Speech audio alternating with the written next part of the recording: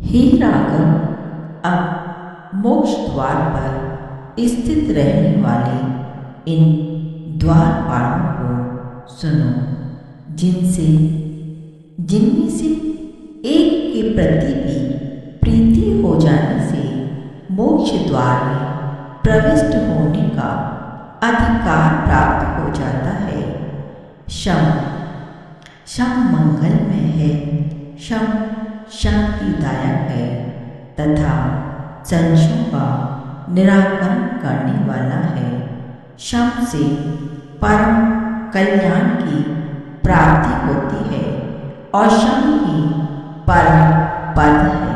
शम की प्राप्ति से पूर्णतया तृप्त हुए जिस पुरुष का चित्त शम विभूषित होने के कारण शीतल एवं निर्मल हो गया है, उसका शत्रु भी मित्र बन जाता है। जैसे चंद्रोदय होने से क्षीर सागर की शुभता बढ़ जाती है, उसी प्रकार जिनका चित्त शम रूपी चंद्रमा से भलीभांति शोभित हो गया है, उनकी परम शुद्धता की अभिवृद्धि होती है। जिनके कलंक रहित मुख चंद्र में शम श्री शोभित होती है, वे अपने गुण रूप सौंदर्य से दूसरे की इंद्रियों को भी वश में कर लेते हैं तथा वे ही कुल शिरोमणि एवं वंदनीय है। त्रिलोकी की राज्य लक्ष्मी भी वैसा आनंद नहीं प्रदान कर सकती जैसी आनंददायिनी साम्राज्य संपत्ति के सदृश शम विभूतियाँ होती हैं।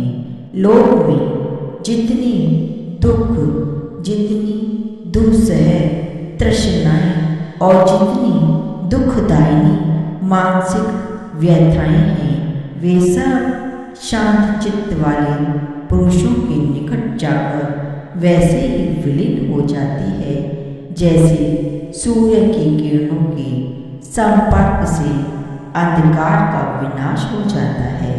शमपरायण पुरुष के सदृश शमपरायण पुरुष के दर्शन से समस्त प्राणियों का मन वैसा ही आह्लादपूर्ण एवं प्रसन्न होता है जैसे चंद्रमा के दर्शन से। इस जगत में जैसे अपनी माता पर सभी का विश्वास होता है, उसी प्रकार शमयुक्त पुरुष पर दुरात्मा अथवा धर्मात्मा सभी प्राणी विश्वास करते हैं। इसलिए हे रघुकुल भूषण राम, तुम भी अपने मन को जो शारीरिक क्लेशों एवं मानसिक व्यथाओं से कंपित और तृष्णा रूपी रस्सी से आबद्ध है, शम रूपी अमृत के अभिषेक से प्रकृति स्थित करो, क्योंकि जो शमनिष्ठ है उस पुरुष से पिशाच, राक्षस, दैत्य, शत्रु, व्याघ्र तथा सर्प कोई भी द्वेष नहीं करते। जिसके समस्त अंग उत्कृष्ट शम रूपी अमृत कवच से भलीभांति सुशोभित है, उसे दुख उसी प्रकार पीड़ा नहीं पहुंचा सकती जैसे बाण हीरे को भेदने में असमर्थ होते हैं। निर्मल तथा शम विभूषित समबुद्धि से पुरुष की जैसी शोभा होती है, वह शोभा अंतःपुर में विराजमान राजा को भी नसीब नहीं होती। शमयुक्त अंतःकरण वाले पुरुष का दर्शन करने से मनुष्य को जो शांति प्राप्त होती है, वह प्राणों से भी अधिक प्रिय स्वजन के मिलने से भी नहीं उपलब्ध होती। इस लोक में जो शम से सुशोभित तथा लोगों द्वारा प्रशंसित संप्रति से सबके साथ उत्तम बर्ताव करता है उसी का जीवन सार्थक है। इसके विपरीत का जीवन निरर्थक ही है।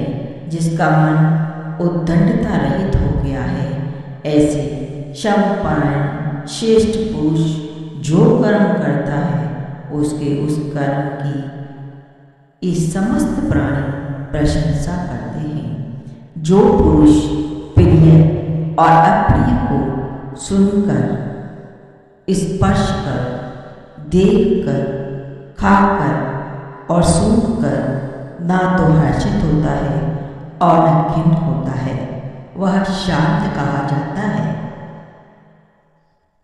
जो प्रयत्नपूर्वक इंद्रियों को अपने वश में करके समस्त प्राणियों के साथ समतापूर्वक व्यवहार करता है तथा न तो भविष्य की आकांक्षा करता है और न ही प्राप्त का परित्याग करता है, वह शांत कहलाता है।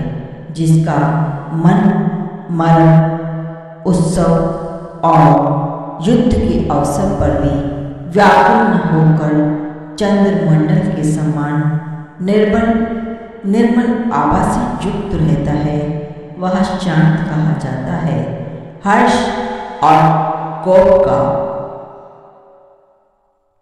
अवसर उपस्थित होने पर भी जो पुरुष वहाँ अनुपस्थित के समान न तो हर्ष को प्राप्त होता है और न ही क्रोध करता है, बल्कि उसका मन गाढ़ निद्रा में सोए हुए पुरुष के मन के समान निर्विकार रहता है, वह शांत पद से युक्त होता है।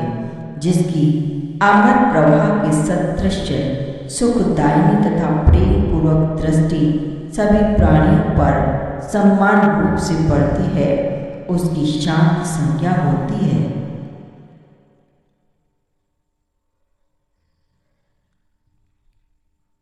जिसका अंतःकरण शीतल हो गया है एवं जिसकी बुद्धि मोहाचल नहीं है तथा जो लौकिक विषयों के साथ व्यवहार करता हुआ भी उनमें आसक्त नहीं होता, उसे लोग शांत कहते हैं। सम्यक प्रकार से व्यवहार करते हुए भी जिस पुरुष की बुद्धि आकाश के सदृश निर्विकार रहती है, राग द्वेष रूप कलंक से लिप्त नहीं होती, उसे शांत कहा जाता है। तपस्वियों, विद्वानों, याजकों, नरेशों, बलवानों और गुणियों के समुदाय में शम युक्त पुरुष की विशेष शोभा होती है। जिन गुणशाली महापुरुषों का मन शम में आसक्त हो गया है, उनके चित्त में निवृत्ति का उदय होता है।